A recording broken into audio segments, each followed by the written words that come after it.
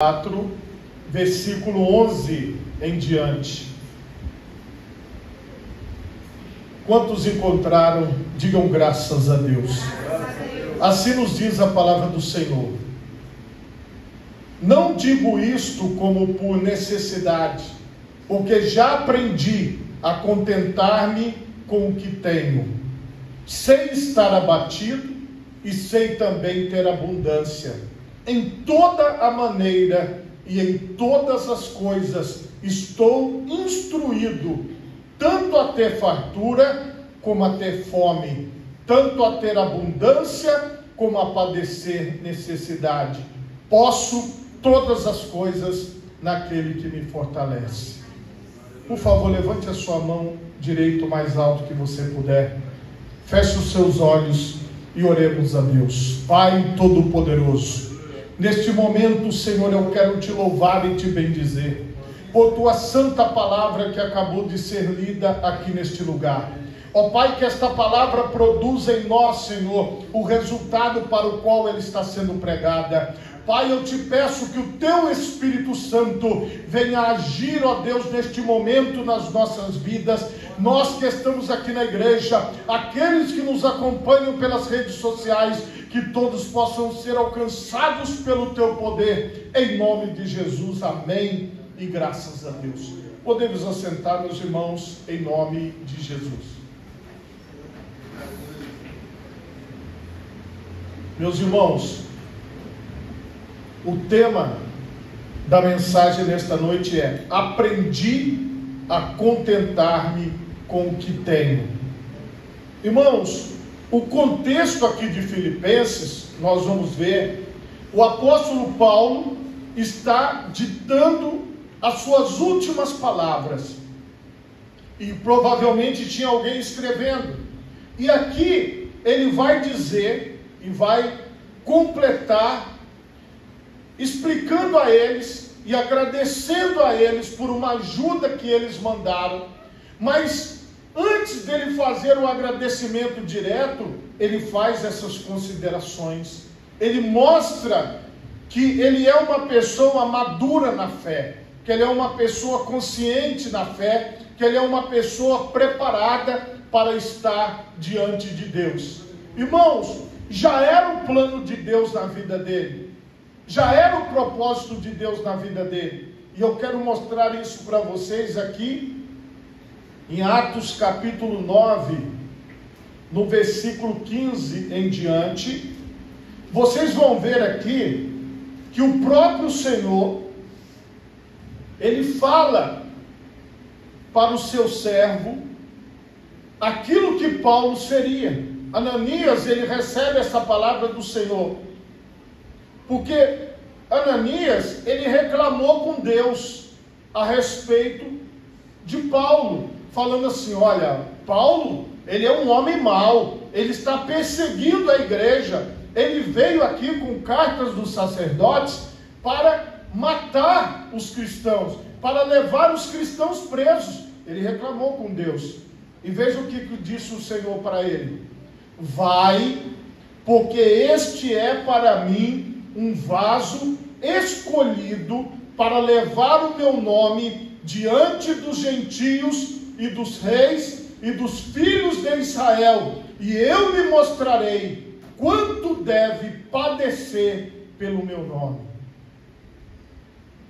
O Senhor, ele já sabia que Paulo iria padecer pelo seu nome, e quando ele revela para Ananias o que ele iria fazer, ele está dizendo assim: olha, esse homem que você está dizendo que é mau, que está perseguindo vocês, ele será para mim, ele é para mim um vaso escolhido.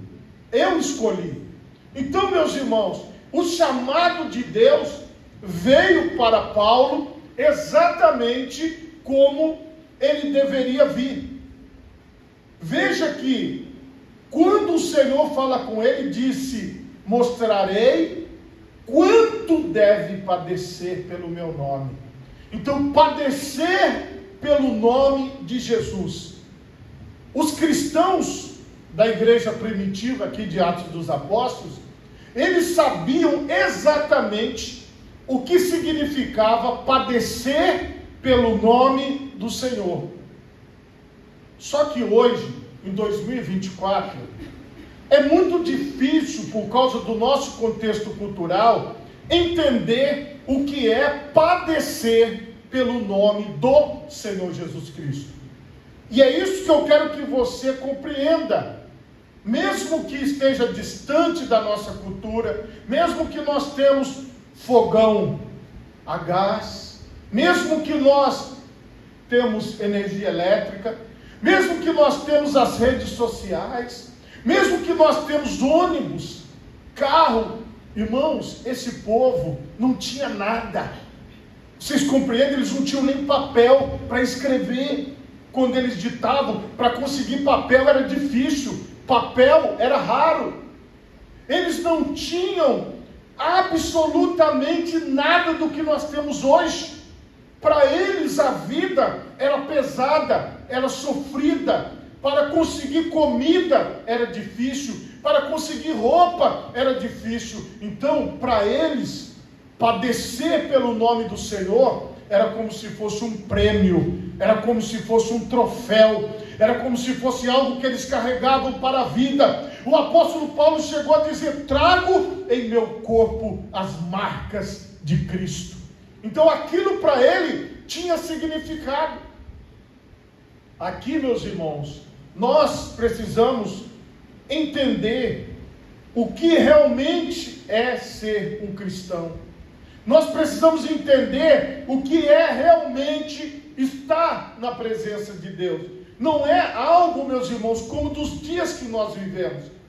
Eu vejo algumas pessoas tristes e amarguradas através das redes sociais, falando de problemas relacionados com seitas religiosas, e a gente vê que as pessoas, elas sentem a maior frustração, porque elas acham que elas são o centro de tudo. Ah, porque me falaram isso, eu não gostei, me falaram aquilo, eu não gostei, ah, porque fulano não devia ser assim, ciclano não devia ser daquele jeito. Então as pessoas, elas idealizaram um servir a Deus que não existe na Bíblia, que não existe no Novo Testamento. É algo que foi idealizado ao longo dos anos, baseado nos homens. Mas quando nós nos voltamos para a palavra de Deus, nós temos a real compreensão do que é seguir a Jesus Cristo, do que é de fato servir ao Senhor.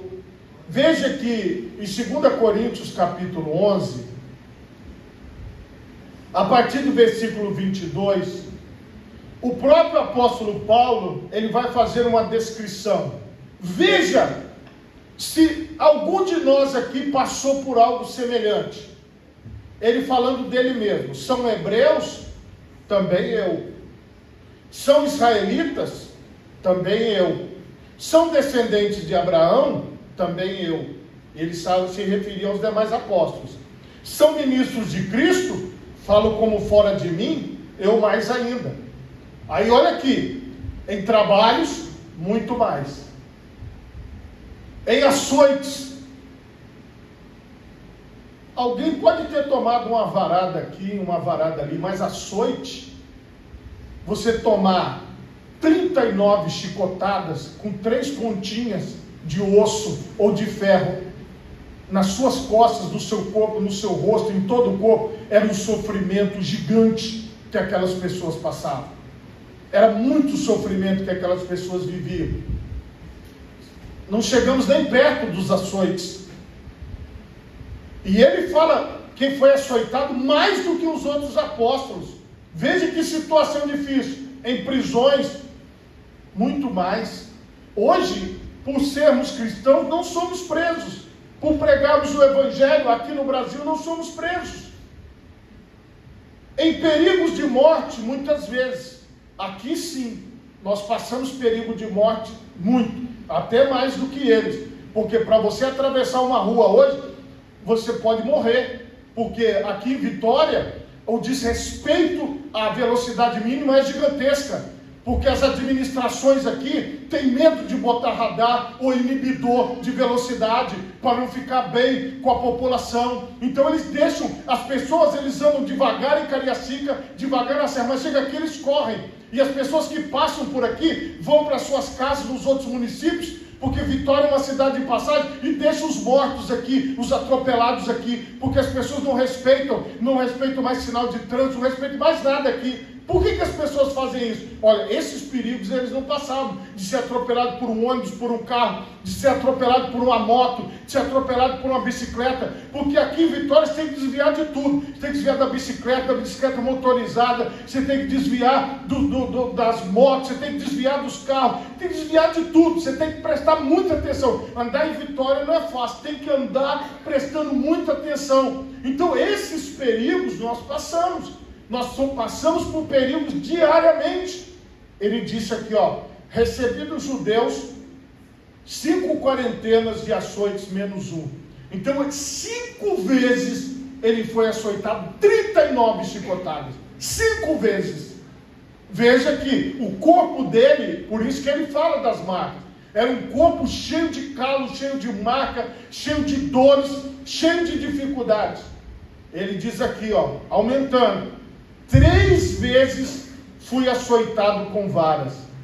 1 vez fui apedrejado. 3 vezes sofri naufrágio. Até que naufrágio a gente pode até sofrer aí, os irmãos que gostam de pescar. 1 noite e 1 dia passei no abismo. Agora voltou a balsa também. Talvez se passar numa balsa dessa, ela tombar, também dá para sofrer. Porque assim, são coisas que a gente pode passar, mas olha o tanto de coisas que ele passou em viagens, muitas vezes. Ele diz aqui, 1 noite e 1 dia passei no abismo. Ele caiu no abismo e foram socorrer ele só no outro dia. Ele disse, em perigos de rios, até que a gente pode passar algum perigo de rio. Em perigos de salteadores, aí sim, meus irmãos, aí nós somos até campeões. Porque o que tem de assalto e de roubo nos nossos dias é muita coisa.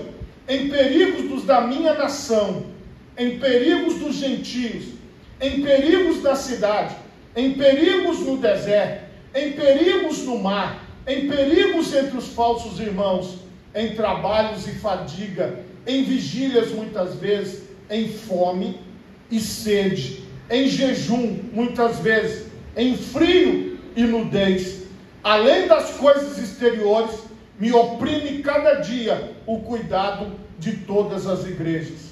Em Damasco, o que governava sobre o rei Aretas, pôs guardas às portas da cidade dos damascenos, para me prenderem. E fui descido num cesto por uma janela da muralha, assim escapei das suas mãos. Esse breve relato, meus irmãos, mostra que nós, perto dos sofrimentos que o apóstolo Paulo passou, nós estamos longe. Nós passamos sim por dificuldades, mas nem se compara com este nível de dificuldade que ele passou, com este nível de estresse, de problema que ele tinha que lidar todos os dias, que ele tinha que passar todos os dias. Irmãos, o Senhor Jesus falou para Ananias: este é para mim um vaso escolhido, e eu lhe mostrarei o quanto deve padecer pelo meu nome. Era pelo nome de Jesus que ele era açoitado, era pelo nome de Jesus que ele foi jogado no abismo, era pelo nome de Jesus que ele era ameaçado de morte sempre, era pelo nome de Jesus que ele passou pelo sofrimento. Talvez você hoje não entenda, como eu também posso ter dificuldades de compreender qual era o nível desse sofrimento. Era muito maior, era muito grande, perto daquilo que nós estamos vivendo aqui. E por que, irmãos, nós temos que aprender o verdadeiro cristianismo? Para que o falso seja evidenciado. Quando, por exemplo, na propaganda que passa na TV, na internet, nas rádios, diz assim, pare de sofrer. Isso é impossível de ser realizado. Porque o sofrimento, ele acompanha a passagem por esta terra. Mas quando as pessoas mentem, chamando as outras em nome de Deus para uma vida que não existe, ela gera uma frustração e um vazio no coração, porque a pessoa nunca atinge os objetivos humanos, porque os objetivos humanos são sempre aqueles que as próprias pessoas traçam e não são aqueles determinados por Deus. Mas quando você, sabendo que você é limitado, que você é uma pessoa que pode vivenciar dificuldades, você diz: Senhor, me dê forças para passar por todas as aflições, me dê força, Senhor, para passar por todos os sofrimentos, me dê força, Senhor, para estar de pé diante do Filho do Homem. Irmãos, para que nós possamos ter essa compreensão, nós precisamos ler a Bíblia. Eu acompanho e tento ouvir o que alguns ateus pensam, porque na internet hoje dá para você ouvir de tudo.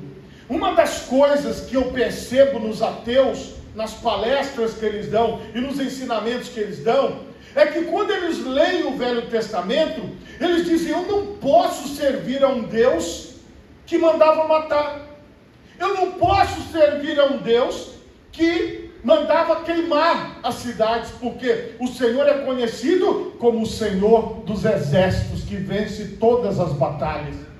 Essas pessoas, elas rejeitam drasticamente quem é Deus.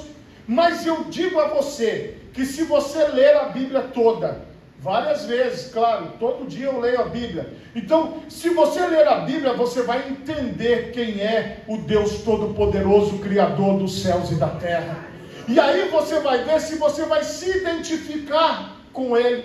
Aqueles que não se identificam com Deus, eles estão aí dizendo: eu não sirvo a este Deus, eu não quero saber de um Deus assim, porque este Deus eu não quero. E o pior é que existem algumas pessoas que se dizem servos de Deus, que ficam tentando explicar e ficam tentando justificar a natureza de Deus. Não tem como fazer isso, meus irmãos, porque Deus é Deus.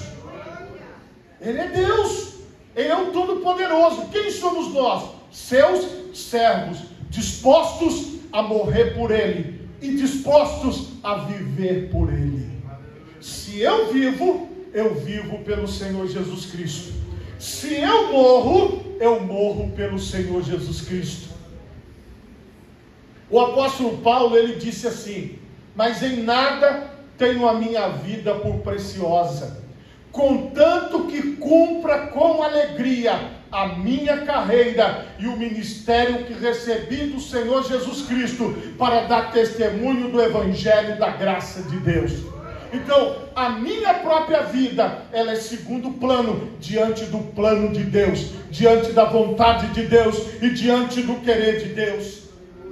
Quando você lê a palavra de Deus, o plano de Deus vinha acima do plano dos seus servos, vinha acima das vontades dos seus servos. E todas as vezes que o povo de Deus se afastou da vontade de Deus, Deus os castigou com muito rigor, com muita dor e com sofrimentos multiplicados, para que eles, através do sofrimento, aprendessem a servi-lo, aprendessem a obedecê-lo. Hoje, nós temos que ter a seguinte consciência: eu estou servindo a Deus pelo que Deus pode fazer por mim, ou eu estou servindo a Deus por quem Deus é? Porque independente da resposta que Ele me der, Ele continua sendo Deus. Independente se Ele me responder favoravelmente ou contrário ao que eu penso, Ele continua sendo Deus, porque Ele é o Senhor de toda a terra. Irmãos, este reconhecimento é necessário para nós que servimos a Deus. Este reconhecimento, ele precisa acontecer em nós. As pessoas aqui que têm acima de 50 anos viveram uma realidade diferente da que as pessoas que têm menos de 20 anos estão vivendo. As pessoas que têm acima de 70 anos viveram dificuldades que nós não compreendemos, porque eles tinham que tirar água do poço, eles tinham que lavar roupa no rio, Eles tinham que cortar lenha para poder fazer a sua comida no fogão a lenha. A vida, há décadas atrás, era muito mais difícil do que a que nós vivemos hoje. Então, às vezes, meus irmãos, vocês que têm menos de 20 anos, o que vocês precisam fazer? Ler um pouco da história, para vocês entenderem que foi muito difícil chegar aonde a humanidade chegou hoje. Parece que hoje é só chegar e comprar, mas não, atrás daquele comprar, existem as pessoas que estão trabalhando, existem as pessoas que estão projetando, existem as pessoas que estão fazendo tudo lá atrás.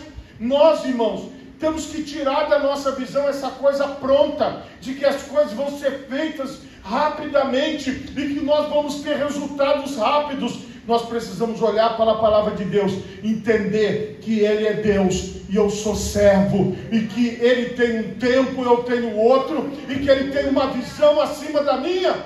Mas preste atenção, os falsos mestres, os falsos ensinadores, eles se multiplicaram. Hoje, para cada 100, uns 98 são falsos. Então a falsidade, ela tomou conta. E o que os falsos mestres fazem? Eles ensinam pegando as palavras isoladas. Eles pegam um trecho da Bíblia, mas eles não incentivam as pessoas a lerem a Bíblia toda. Eu vou dar um exemplo. Na leitura que eu fiz, se eu lesse só o versículo, eu posso todas as coisas daquele que me fortalece, a maioria iria pensar que assim, no sentido de coisas boas. Mas você vê que o contexto está falando de fome também. O contexto está falando de frio também. Não está falando só de um teto aquecido, uma casa boa. Está falando também de momentos difíceis. Então, se o Senhor me fortalece, eu posso em algum momento ter uma dificuldade. Eu posso em algum momento também ter momentos vitoriosos. Mas isso não muda quem Deus é. E isso não deve mudar a nossa fé.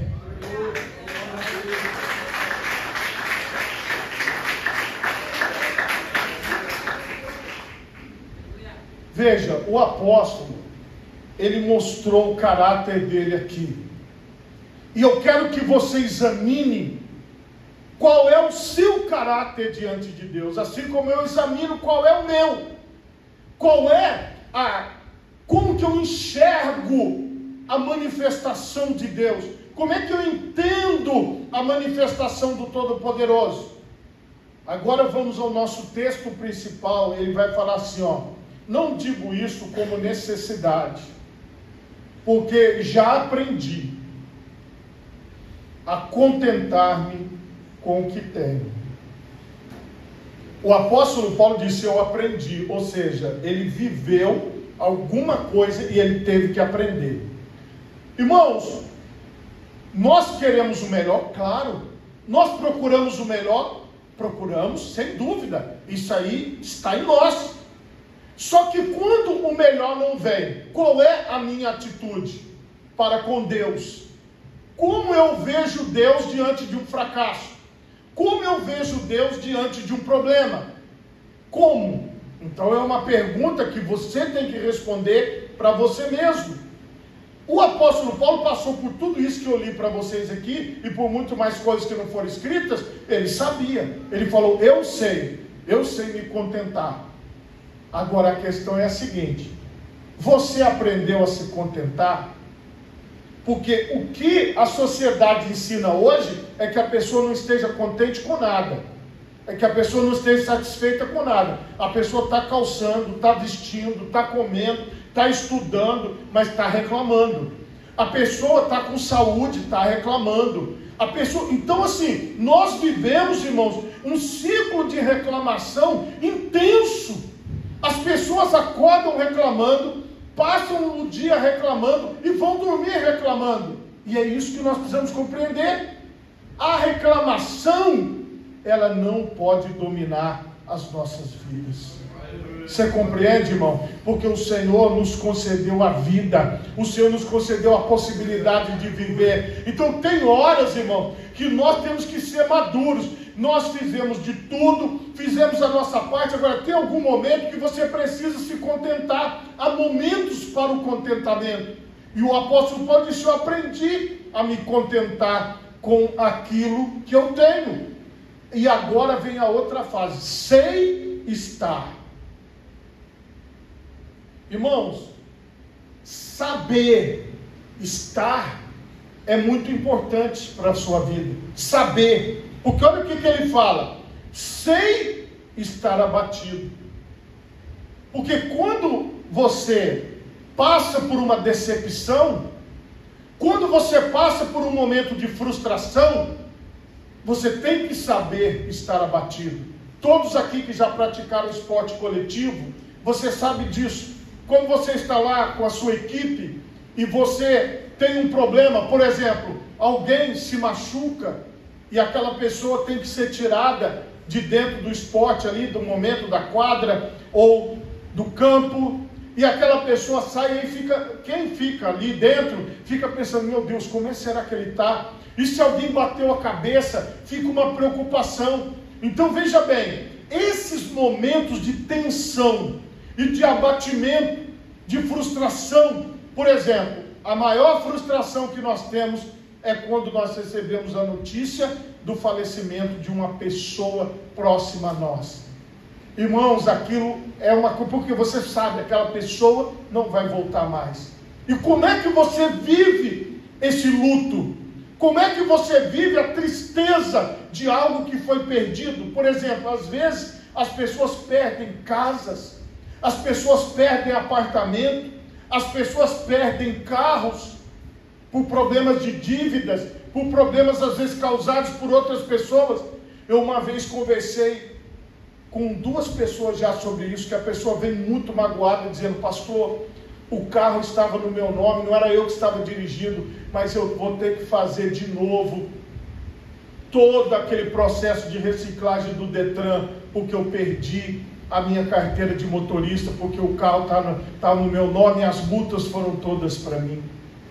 E você vê na pessoa aquele abatimento: poxa, não fui eu que dirigi, outra pessoa. Só que ninguém foi lá colocar o nome, e aquela pessoa foi e perdeu. Então, estou te dando pequenos exemplos, mas eu sei que você já passou por alguma frustração, eu sei que você já passou por algum abatimento. Ele falou: eu sei estar abatido. Eu sei. O que é saber estar abatido? É você entender: está acontecendo esse problema, mas vai passar.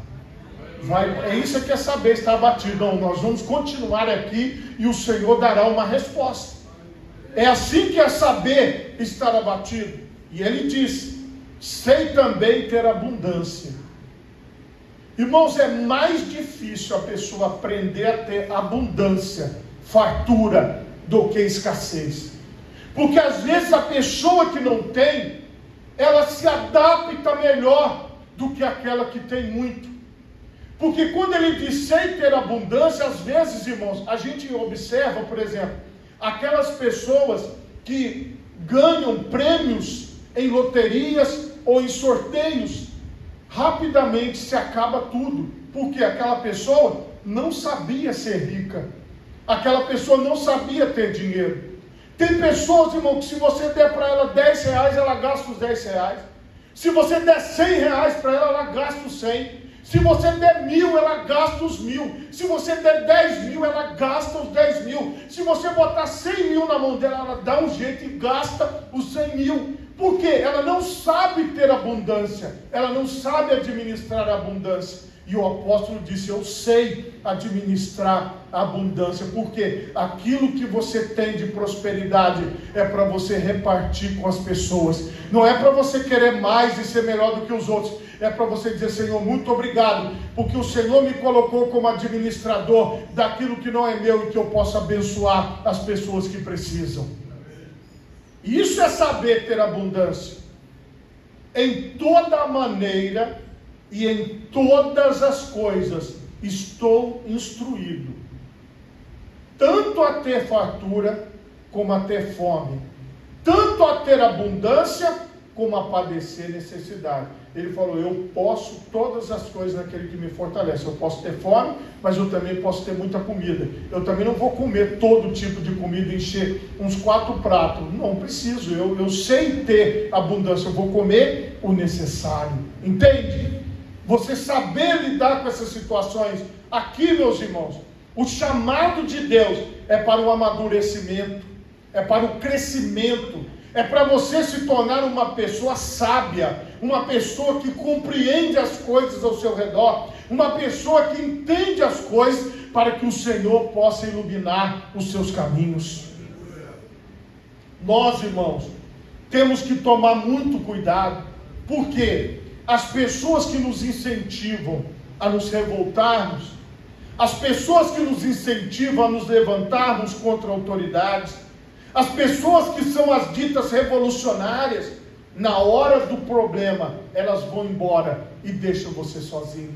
As pessoas que dizem que você não deve aceitar, que você tem que procurar uma coisa melhor, porque isso não você pode mais, você tem que dizer, eu posso todas as coisas naquele que me fortalece. Entende? Você não pode mais, você não pode menos, você pode aquilo que o Senhor te dá forças para poder.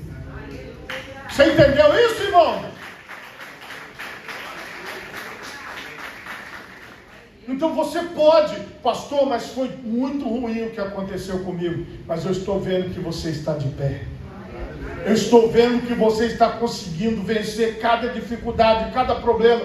Às vezes a gente olha para o problema de algumas pessoas e a gente pensa, meu Deus, como essa pessoa está suportando, mas depois você olha lá, você vê ela de pé, você vê ela seguindo em frente, você vê ela querendo viver, ela querendo adorar a Deus.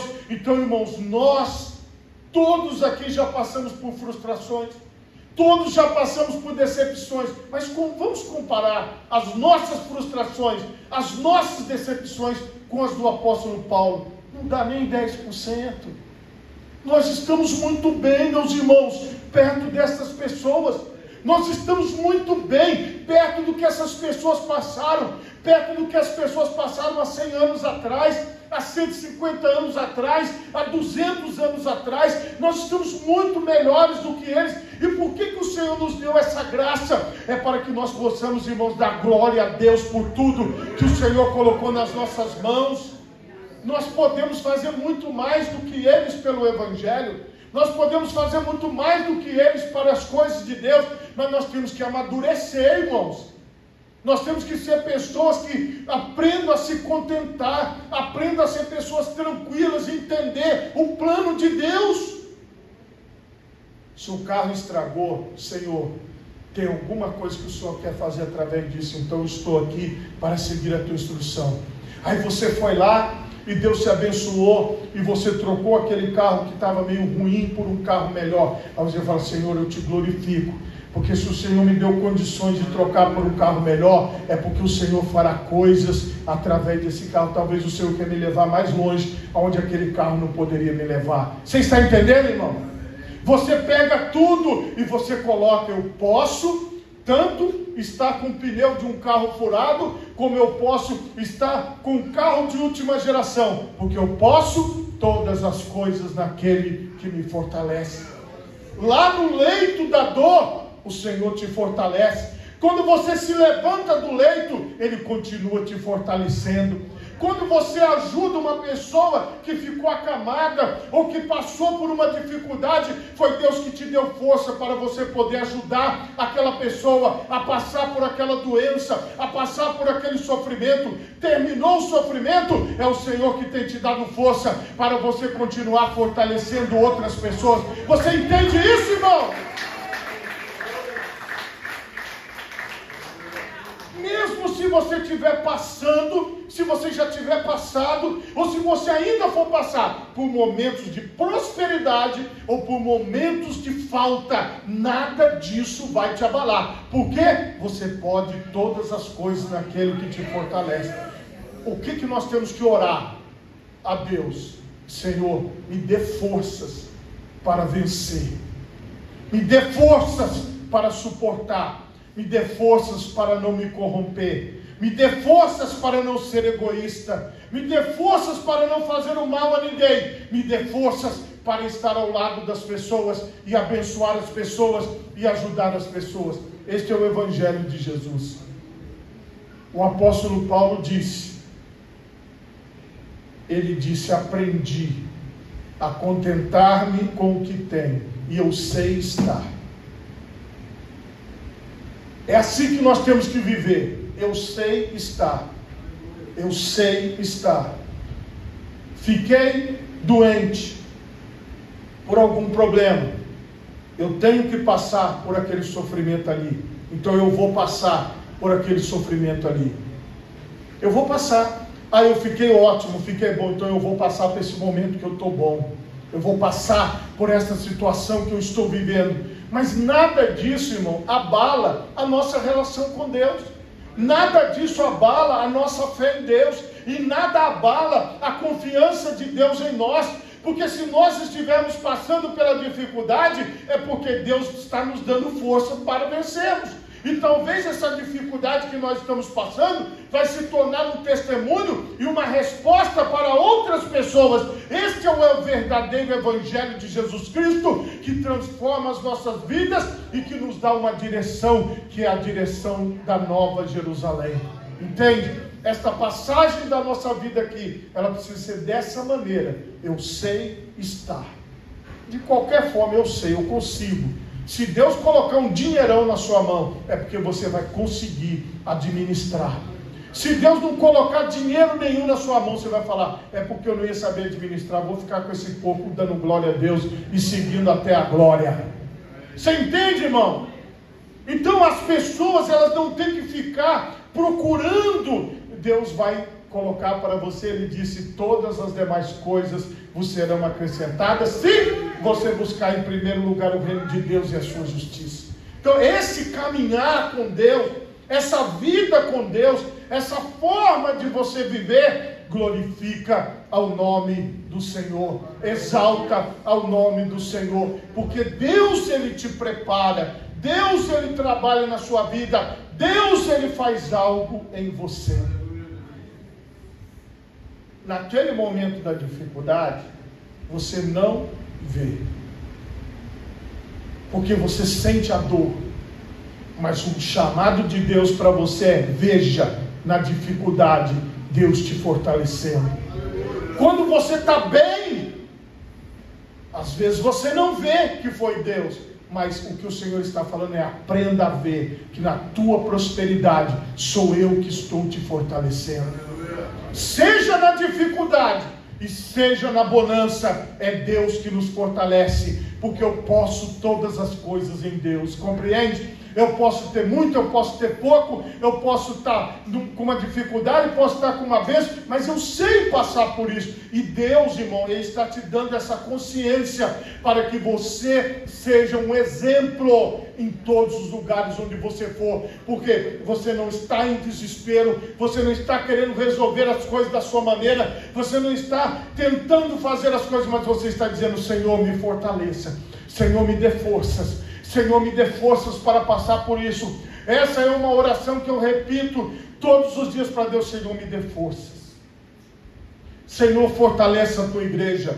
Senhor, fortaleça cada vida. Dê forças para essas pessoas, para que elas possam vencer, para que elas possam passar pelas lutas, para que elas possam conseguir, Senhor. Dê forças para elas, dê forças para mim, Senhor, dê forças para nós. É isso que significa tudo posso naquele que me fortalece.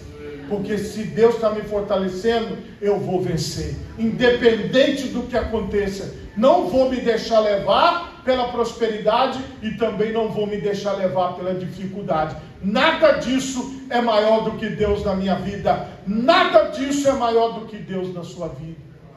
Coloque as duas mãos na altura do seu coração.